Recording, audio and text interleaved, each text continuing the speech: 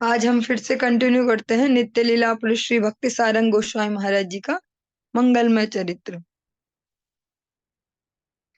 एक बार श्रीमती राधा रानी के कृपा देश से श्रील भक्ति सिद्धांत सरस्वती ठाकुर प्रभुपाद के मन में अभिलाषा थी कि श्री नवद्वीप धाम को अभिन्न ब्रज धाम वृंदावन के रूप में समस्त जगत वासियों के लिए प्रकाशित करूं। इसके एक उज्जवल दृष्टांत स्वरूप श्रीमद् भक्ति सारंग प्रभु हैं। 12 जनवरी सन 1930, 12 जनवरी 1930 मथुरा वृंदावन आकर समस्त 84 कोस ब्रजमंडल श्रीधाम वृंदावन के सभी स्थान दर्शन करके बहुत आनंद प्राप्त किया। श्रील भक्ति सिद्धांत सरस्वती गोस्वामी ठाकुर प्रभुपाद का मनोभिलाष चिंतन कर उनकी इच्छा पूर्ति के लिए श्री ब्रजमंडल तथा वृंदावन के सभी स्थान से रज मिट्टी और गिरि गोवर्धन शिला आदि अधिक मात्रा में संग्रह कर श्रीमद् भक्ति सारंग गोस्वामी प्रभु ने श्रीधाम मायापुर के लिए श्रील प्रभुपाद के निकट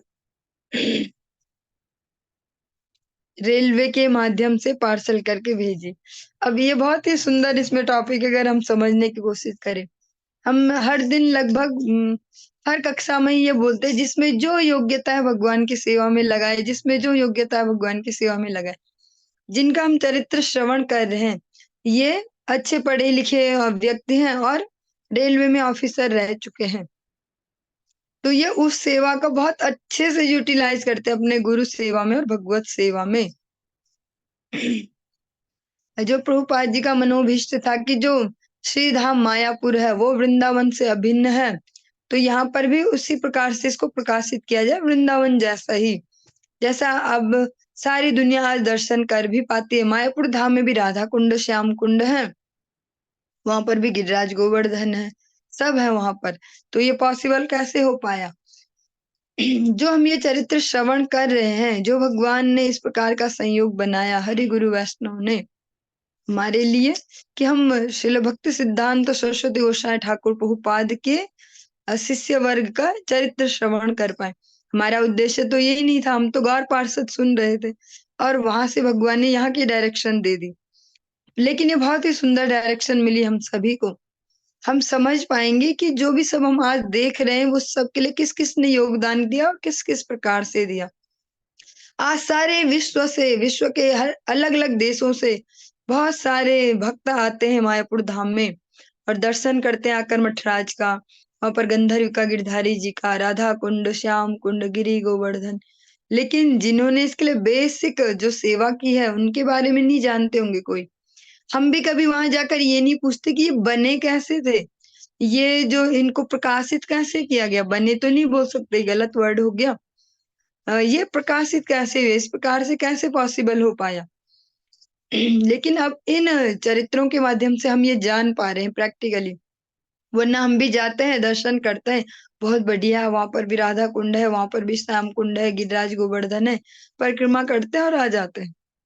तो जो ये जो भक्ति सारंग गोस्वामी महाराज हैं, इन्होंने वहां पर बहुत बड़ी बड़ी अच्छे से प्रैक्टिकल सेवाएं की। वे रेलवे में जॉब करते थे तो अपने सारे लिंक्स को, जो भी उनके रिलेशन है उनको अच्छे से कैश करते हैं।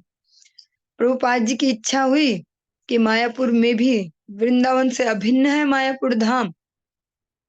जिस प्रकार आपने कल सुबह, हाँ अगर मैं ठीक हूं तो कल सुबह की कक्षा में जब गुरुदेव भी हमें जब कुछ हरि कथा सुना रहे थे, गौर कथा विशेषकर, तो उसमें गुरुदेव ने भी बोला कि जो वो मायापुर धाम है वो गोलोक वृंदावन में एक अलग प्रकोष्ठ है, वहां पर वो अभिन्न धाम है।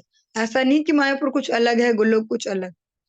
तो इसी भाव को लेकर जब भक्ति सिद्धांत सरस्वती ठाकुर प्रभुपाद ने विचार किया कि इच्छा की, ऐसा संकल्प मन में आया कि यहाँ पर भी धाम प्रकाशित हो ब्रज धाम जैसे, तो इन्होंने गुरुदेव के मनोभीष्ट के लिए प्रैक्टिकली वहां पर जान लगाई।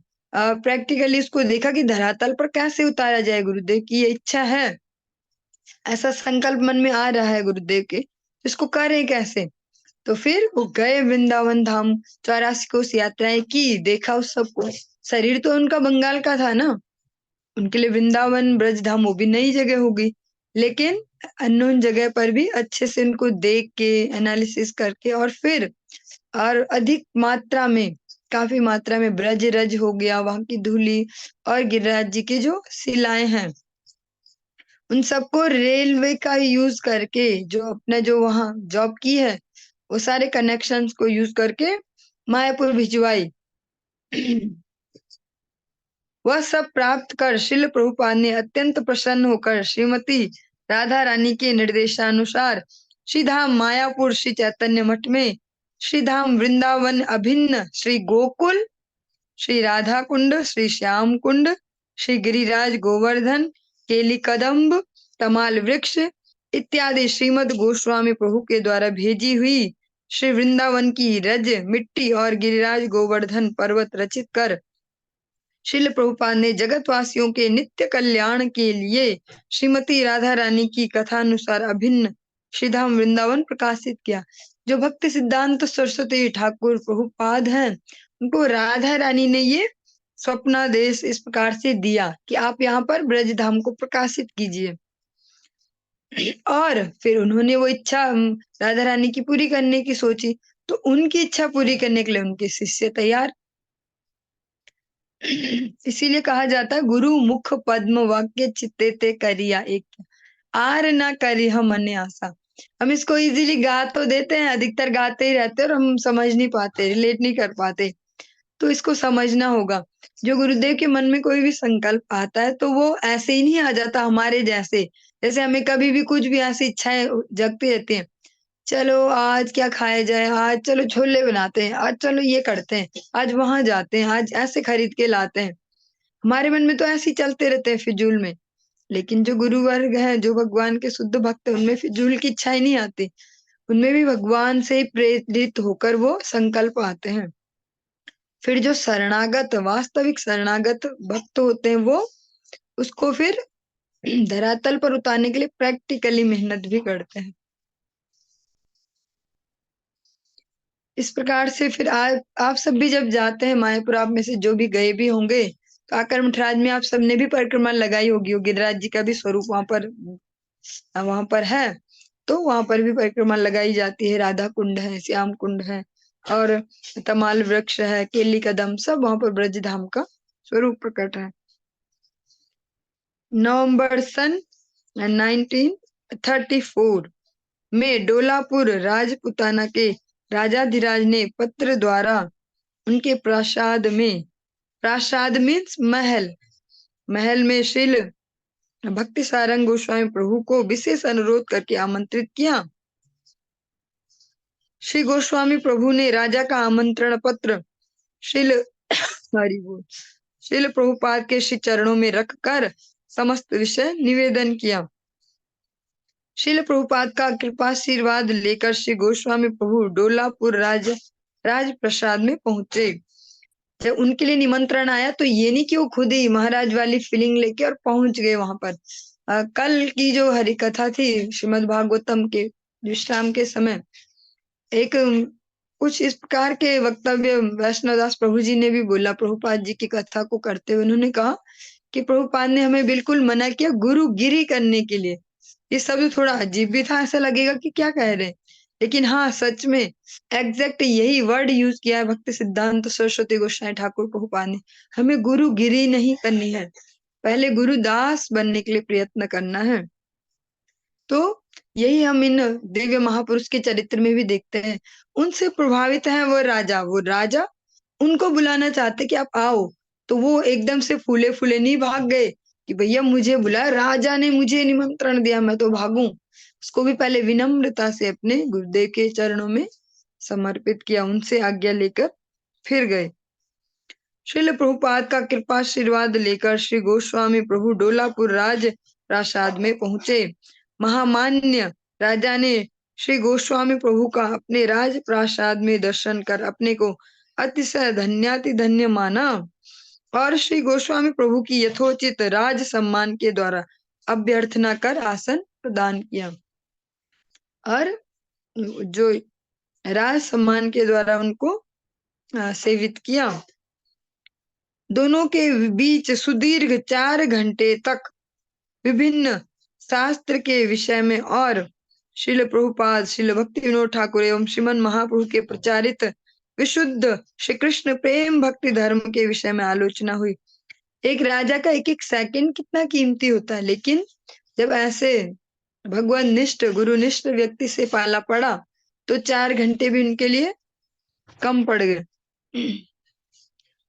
श्री गोस्वामी प्रभु के मुख से अपूर्व सुसिद्धांत पूर्ण आलोचना सुनकर राजा एवं राज परिवार सभी को बहुत आनंद प्राप्त हुआ।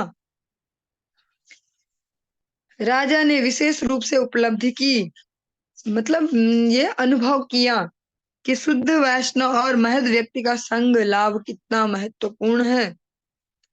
आज राजा के मन में श्री गौड़ीय मठ के संबंध में विशेष रूप से निर्मल धारणा एवं श्रद्धा भक्ति पैदा हुई। इसमें इस लाइन में एक छोटा सा मैसेज हम सब के लिए भी है। जैसे हम कई बार विनोद में और मजाक में भी आपस में डिस्कशन करते हैं,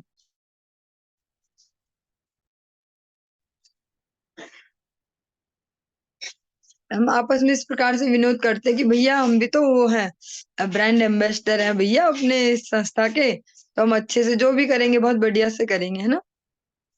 लेकिन ये वास्तव में सत्य भी है।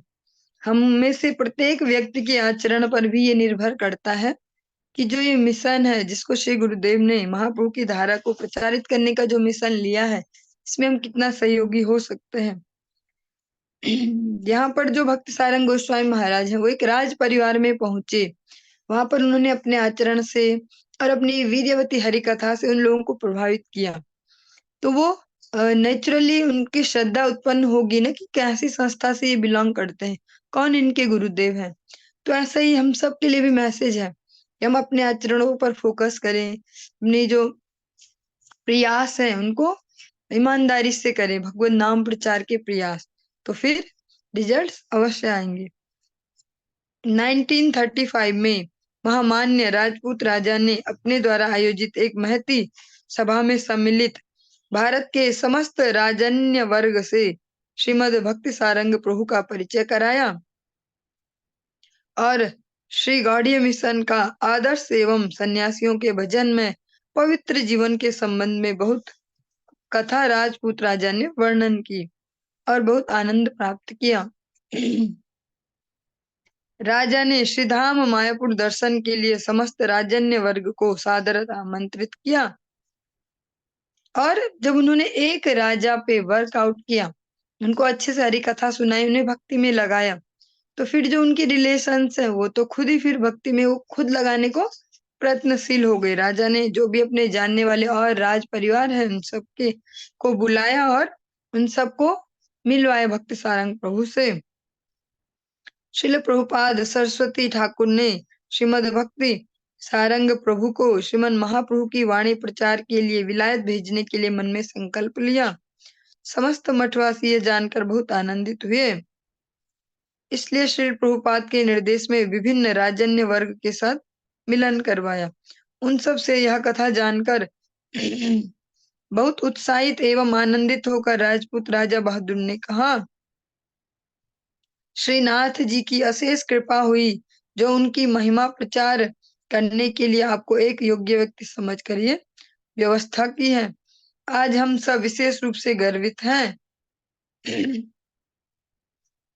कि भारतवर्ष के शुद्ध सनातन धर्म की जो बात है, जो चर्चा है, स्वयं भगवान श्री कृष्ण चैतन्य महाप्रभु के विशुद्ध प्रेम भक्ति धर्म की कथा और वृंदावनाधिपति लीला पुरुषोत्तम श्री श्री राधा गोविंद की परम पवित्रतम प्रेम माधुर्य की कथा एवं श्री चैतन्य महाप्रभु के महाअवदान की जो चर्चा है आज समग्र विश्व में आपके माध्यम से प्रचारित होगी। इसलिए हम सब आपके साथ हैं।